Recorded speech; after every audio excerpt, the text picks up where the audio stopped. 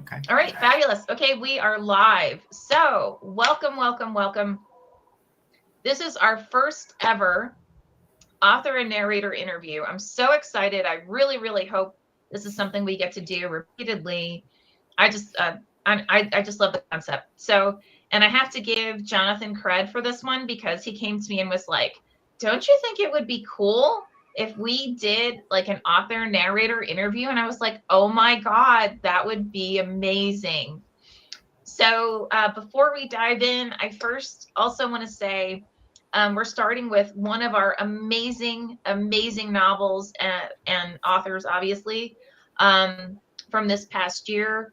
The novel is How We Were Before. It has already been called an innovative and daring reimagining of the literary crime novel. And honestly, that's just one of the multitude of incredible reviews that Jonathan's gotten for this. So to kind of set the tone, first I want to make sure everyone knows if you're watching and it's live, please, please, please go ahead and put any questions in the comments area of whatever venue you're watching this in, whether it's Facebook, YouTube, Twitter, Instagram, LinkedIn. We want to hear from you. We want your questions. And we'll address those questions at the end.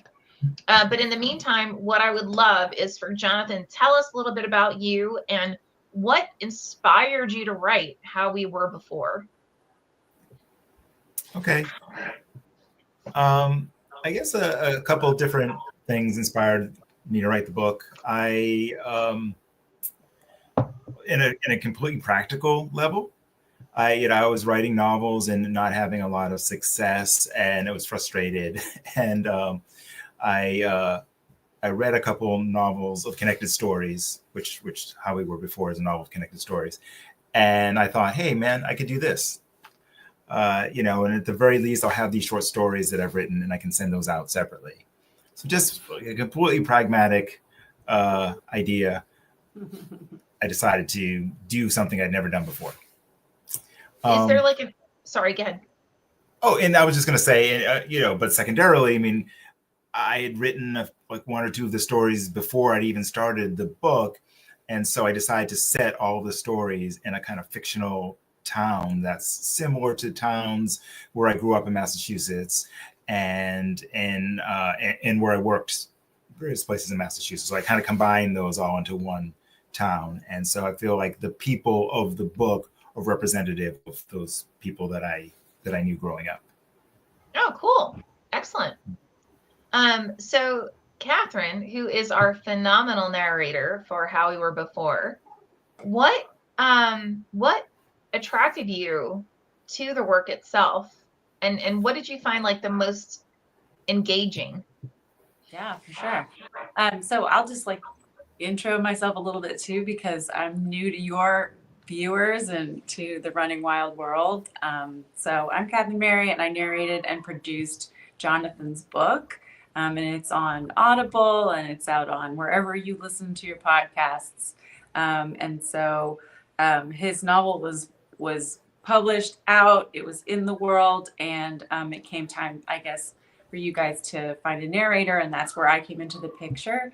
And what attracted me about this novel was primarily getting to work with Jonathan, because this was sort of like something he kind of just shot me an email and was like, "Long shot, don't know if you're interested. Would you be?" Because we had known each other from back in the day when Jonathan was primarily writing plays, and we had worked together then, doing a bunch of his readings, and I was, going to all his shows, and I really liked his work as a playwright. So when I got that email, it was like perfect timing, and it was just a really fun idea for me to get to do this book.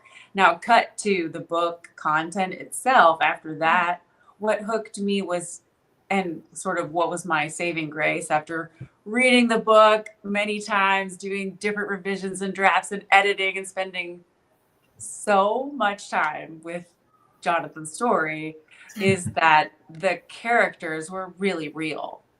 There was so much there. They're not overwritten. And there's a lot of depth and detail. So it kind of became, and I thanked him for this as I went through the process. I made a lot of like, sort of like things I had to learn about producing side of it versus just being in the narrator. Mm-hmm. And thankfully it was well written and I didn't have to, I like every time I maybe redid something, I would kind of like find some new detail or something like that. And there were many times where I was like, thank God, because I've done this 5 times and it's still interesting to me. So. Excellent. So I know that it's not always the case that the author and the narrator / producer have an opportunity to chat during the process.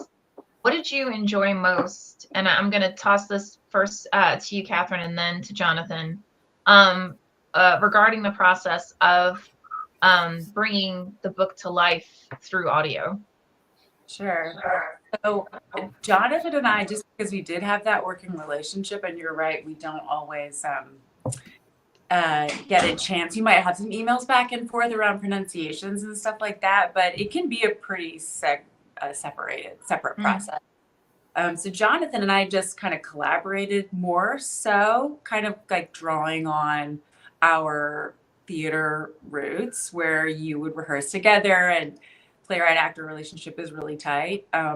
And so obviously we weren't making any revisions at this point. Probably that's something Jonathan was grateful for.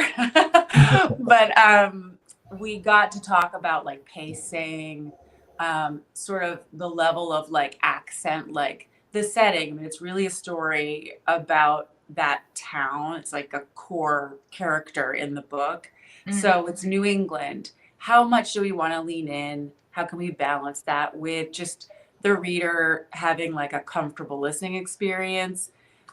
So we actually tried, kind of like layering the Boston towny accent on and decided not to go in that direction. So, it was very collaborative. Excellent. Jonathan, what about you? What did you really enjoy with this process? Yeah, I agree with everything that Kathryn just said. I really enjoyed the collaborative aspect of it. I miss doing plays and doing theater for that aspect of it. When you're writing a novel, it can be kind of isolating. It's mostly you and then maybe later your editor, but a lot of it's just you sitting in front of a computer. And theater is almost after the writing's done, every step of the way is a collaboration. So it was really fun to do that with Kathryn. And also, it was nice that I just felt comfortable with her and I trusted her. So I was never nervous. Like it was like, oh, well, Kathryn's doing this. I know she's going to do a great job. And I chilled. So that was nice to not have to worry about that. I'm glad you're able to chill. Yeah, I don't usually chill, so it's just nice for once in a while. A new experience for you. I'm glad. That's great. So it was a new experience for me.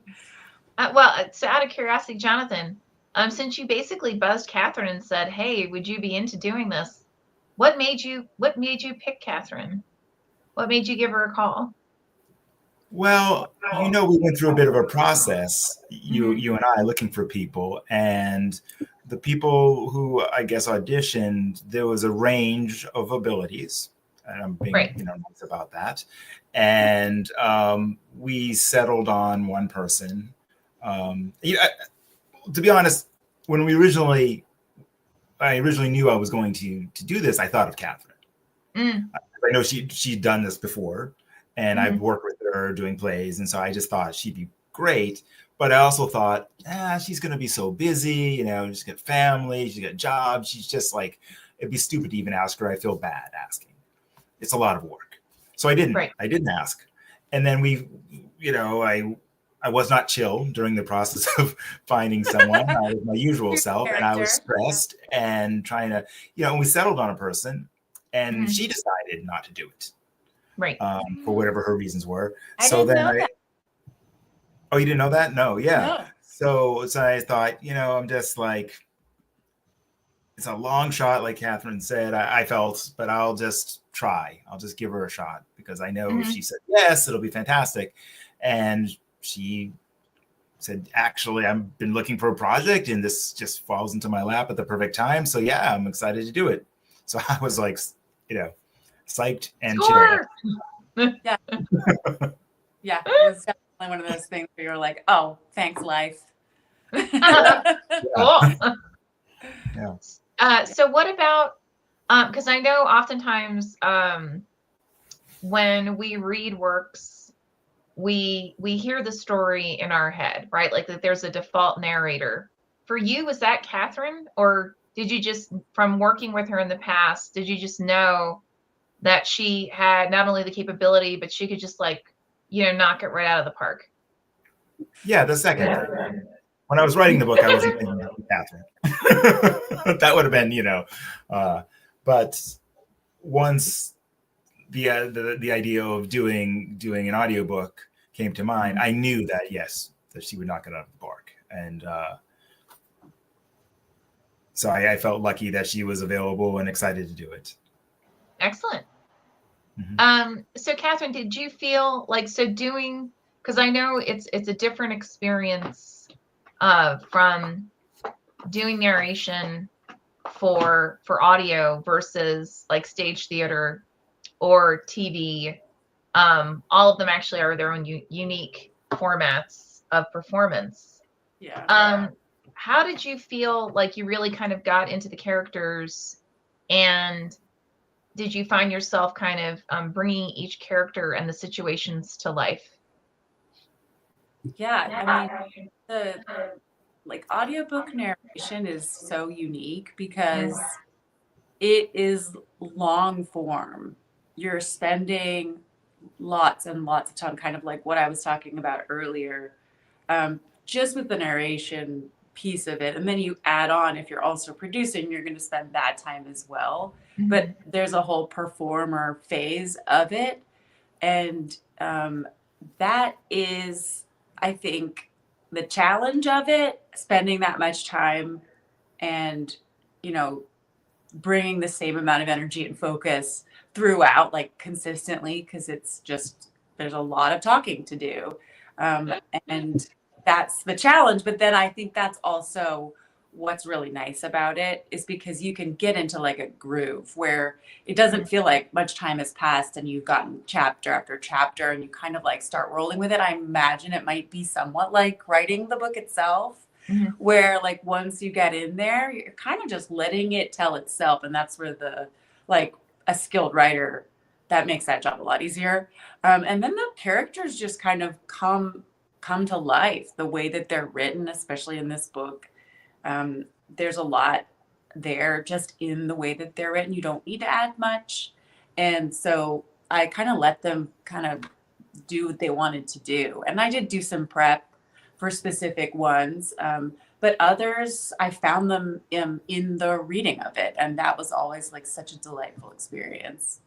And there's so many. There's actually, and I figured this out when I finally wrote like a cast list of everybody. It was like 55 or 58 characters in the book. Yeah, like that's all of them. There's not 58 main characters, but there's a lot of main characters, especially because it's inner stories and everything. And then there's like 5 or 6 accents. And so there's a lot going on. It was a great book to jump back into. I was like, frying pan, fire, go. Excellent. Yeah. So along those lines, so Jonathan, when you were writing the story, so it's connected stories, as you so mentioned, right? How did you find these characters? I mean, you mentioned you had already written 2 of the short stories. How did you actually find that narrative arc among them? And how did you bring them forward so that they were, instead of it being independent narratives, that they were actually connected and that they could then tell a holistic story that Kathryn could lean into? Yeah, that was hard. That was difficult. I started writing another book of connected stories recently, and I did a lot more planning in advance with this new one. With how we were before, um, well, there's two layers. There's the each story, which are connected. Plus, there's the stories in between that tell the story of the couple that have been murdered, from when they meet till the end of their life. And that so finding first, I knew I wanted some kind of thread to pull through the story, and I really didn't know what it would be in the beginning. And I thought maybe I'll tell a history of the town, something like that. And then I tried to do that, and it just came off. It was just a little boring. It was really hard to do that and have like a pulse to it.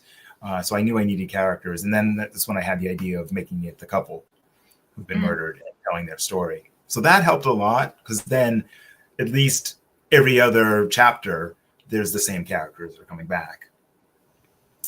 And then I just kind of I do this when I'm writing just a single story. I like try to keep my mind open to connections that might happen. Like I'm just sort of open-minded to like, oh, I just wrote this. This is an interesting metaphor, and I can bring this back later, and this will make everything connect. And it's just a discovery that I make, and try to be open and aware of that possibility. And so I did that on a larger scale for the book. So as I was writing a story, I tried to be aware of how something might connect to something later. But it was hard. You know, because it is hard to find those connections sometimes.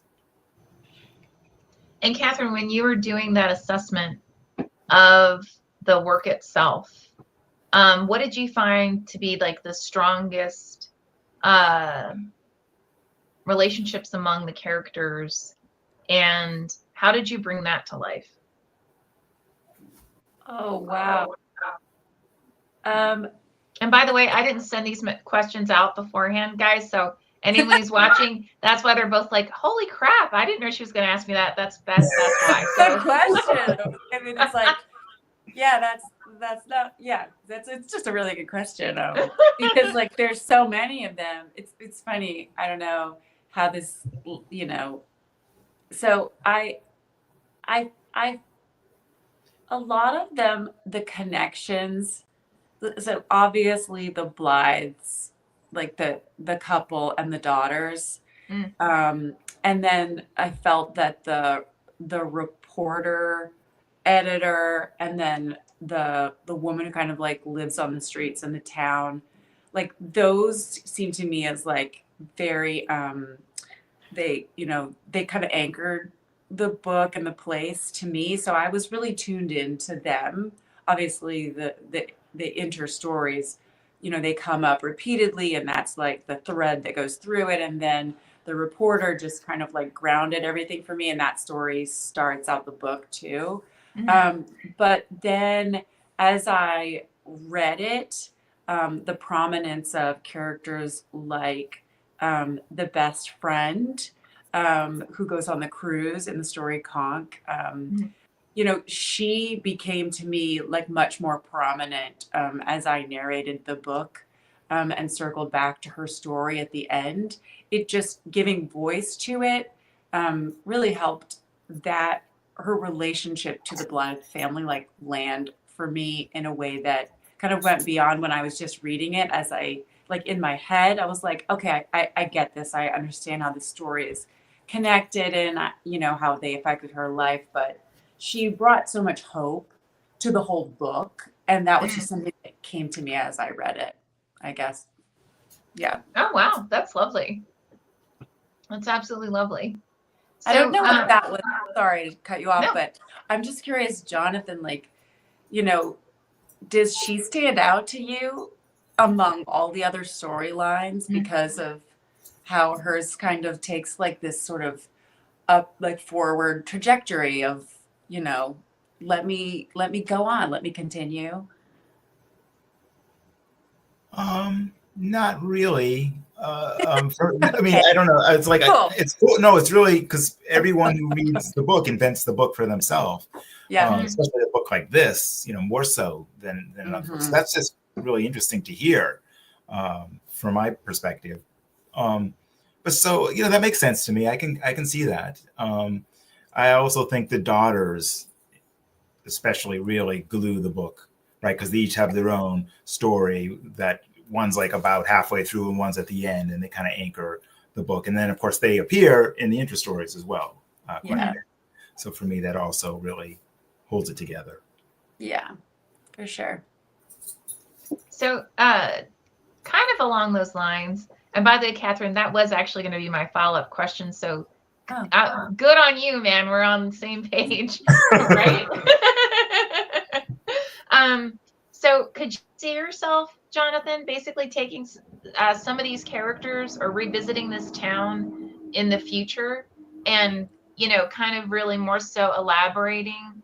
Because, I mean, they are so alive, right? And you've so really brought to us not just an environment, like a world and a culture among the people within that town. Could you see yourself, coming back and bringing us back to this town? Yes, for sure. I am already doing that. As I mentioned, I'm writing another book of connected stories. All of these take place in a music school in the town. So there'll be all different characters from the ones in How We Were Before, but it would still be the same town and have a similar kind of feel to it. That's cool. But I have thought, and I'm working on a lot of projects right now, so I can't dive into it just now, but I am tempted to take one or two characters, maybe the sisters actually, and turn that into like their own book. It's been suggested to me that I should do that actually. So I've thought about it. I might at some point try that. Oh, very cool. Very cool. So similar question for Kathryn, since basically you had the opportunity to live these characters. If you could go to Jonathan and say, if I were you, I would do, what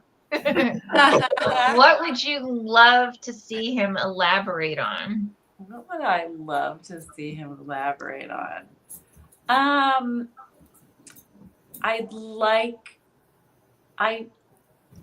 I have a real fondness for the character, and his actual name slips my mind, but it's in Battle Hymn. The character who can't have a relationship, basically. That story like really touched my heart. And I am so curious, like I really want to know what happens to that guy. Does because he just seemed, I don't know, he hooked me as a person, and I wanted to know him.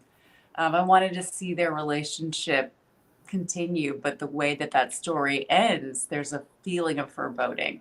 And so I would like to know what happens to him. Sorry, I can't remember. There's Jonathan, a million of them. just based on your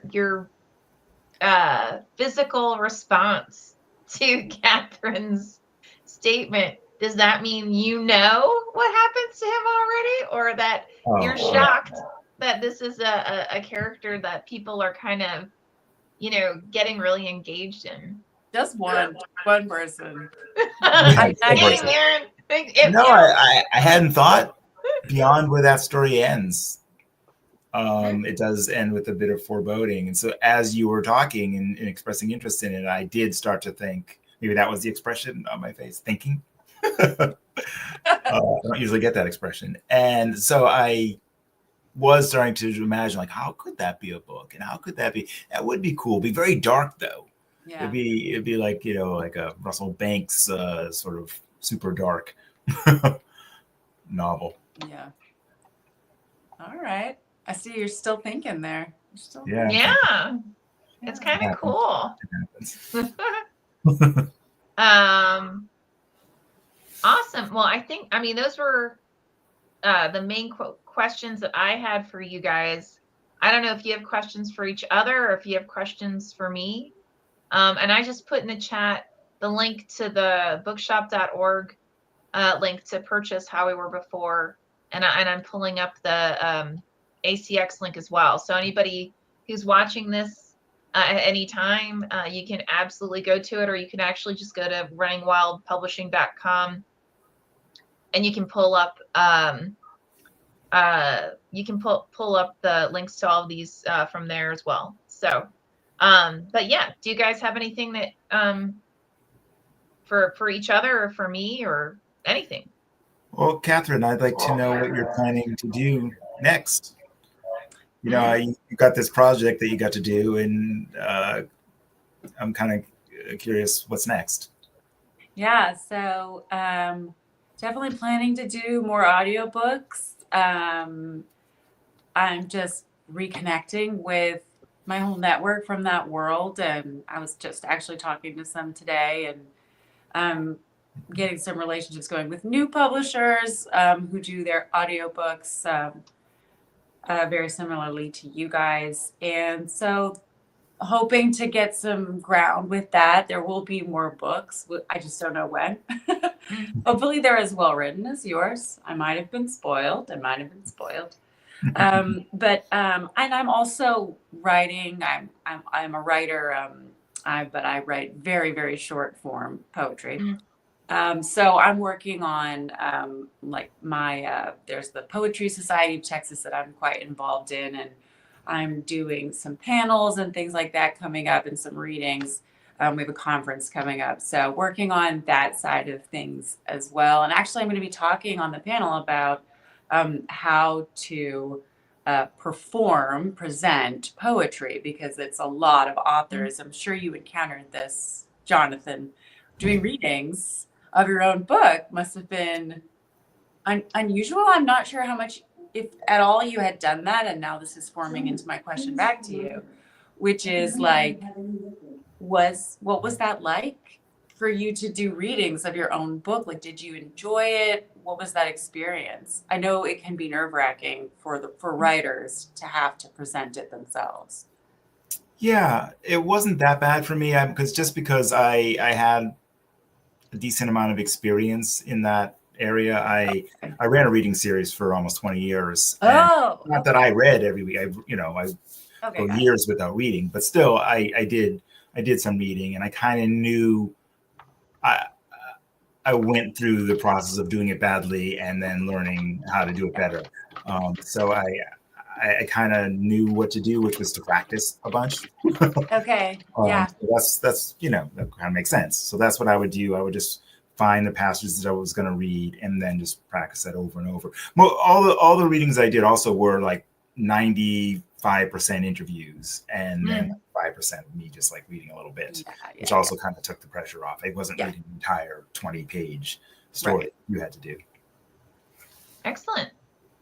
Wow. Well, my gosh, that half hour went incredibly fast. But I want to thank Kathryn. I want to thank Jonathan for being willing to be our inaugural author and narrator producer interview. As always, fantastic to see you both. And we hope that everyone gets an opportunity to join us again. So with that, thank you, everybody, and have a fantastic